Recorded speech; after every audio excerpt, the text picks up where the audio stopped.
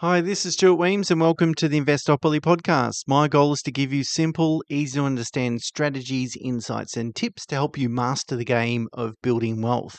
And in this episode, I'd like to talk about exchange traded funds versus managed funds to help you understand how do ETFs work and which is the right investment vehicle for you. So ETFs, exchange traded funds, have gained significant popularity over the last 8 years or so. So back in 2015, Australians had around $20 billion invested in ETFs, and that surged to over 150 billion. So there's a substantial amount of money being invested in ETFs, and there's some good reason for this 27% compounding growth rate. So let's start off talking about what is an ETF. So essentially an ETF is a managed investment vehicle that is listed on the Australian Stock Exchange. Normally, these ETFs hold a basket of shares that tend to make up a particular index, so they track an index. So, for example, an ETF like A200 or IOZ tracks the ASX 200 index. So, those ETFs will buy the top 200 stocks in proportion to their value compared to the overall value of the index. So, if BHP's value is equal to 10% of the total index, which it is around about at the moment, then 10% of your money goes into BHP. 8% goes into CBA, 6% goes into CSL, and so on and so forth until you own the top 200 stocks. This structure provides investors with a really straightforward and cost-effective way to diversify portfolios across various sectors, asset classes, and geographical markets, depending on the type of ETF. To invest in an ETF, you need an account with an online share broker, or any share broker really, but online tends to be the most efficient way of doing it.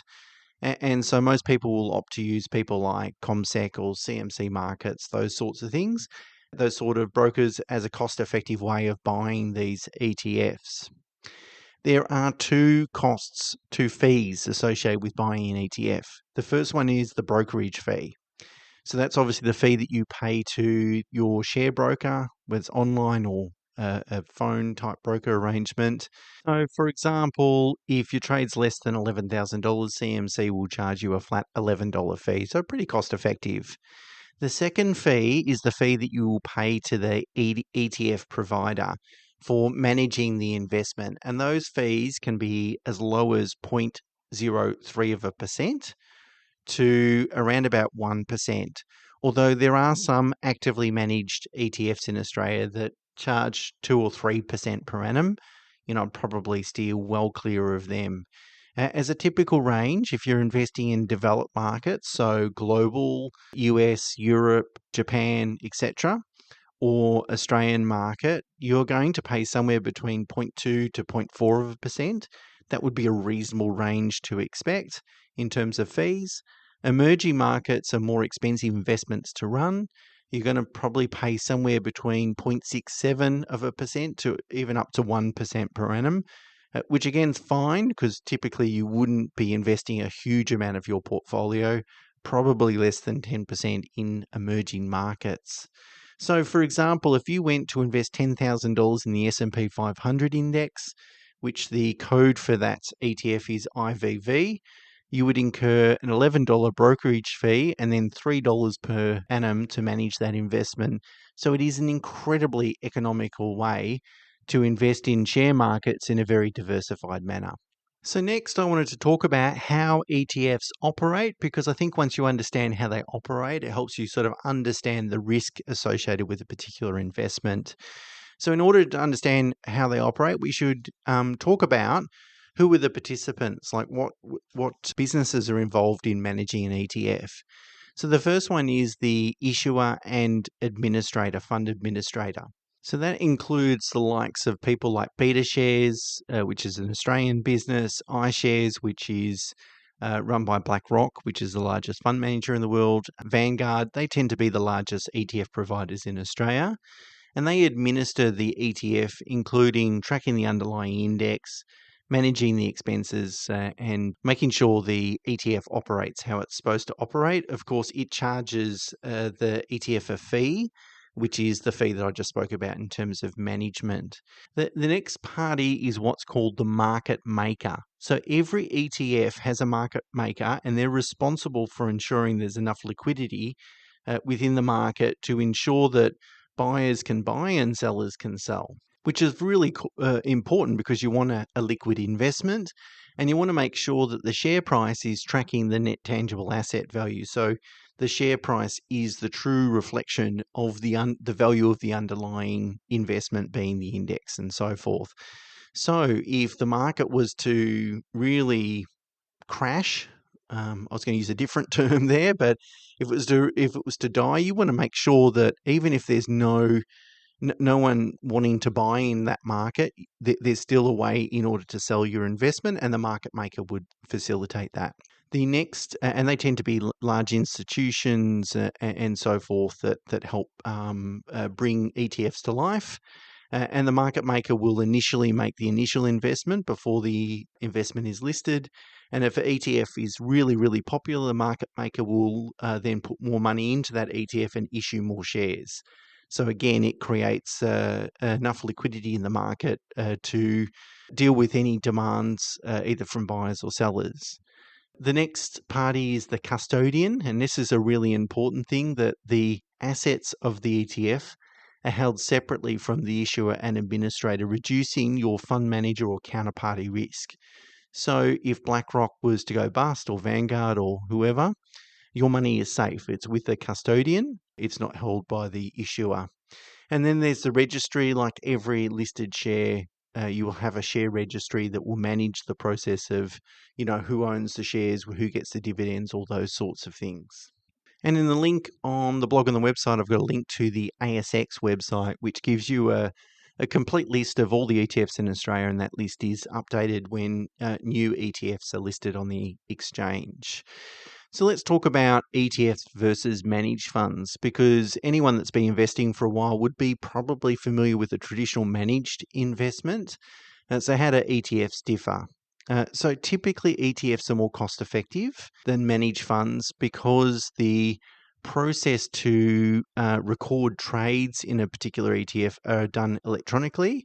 Whereas with managed funds, because they're unlisted investments, what the fund manager must do is they must add up all the sellers and all the buyers on a particular day, net them off, and then trade the difference. So if there's more sellers than buyers, they're going to have to sell investments. If there's more buyers than sellers, then they have to place investments to increase the funds under management. So that can be a more costly and time-consuming process, whereas if an ETF is traded on the exchange, no investments have to be bought and sold. That's the job of the market maker to facilitate to ensure that there's enough shares available.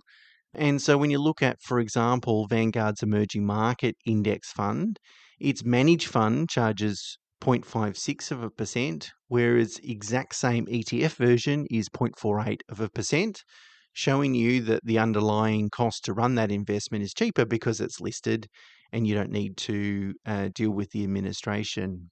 Also, the bid-ask spreads, which is the difference between what you can buy at and what you can sell at, tend to be a lot narrower for ETFs, again making it more cost-effective to place an investment and to divest of that investment eventually at some point as well.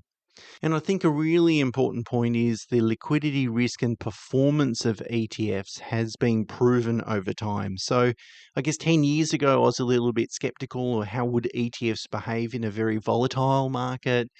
What happens if, it goes through a bit of turmoil? How do they sort of play out?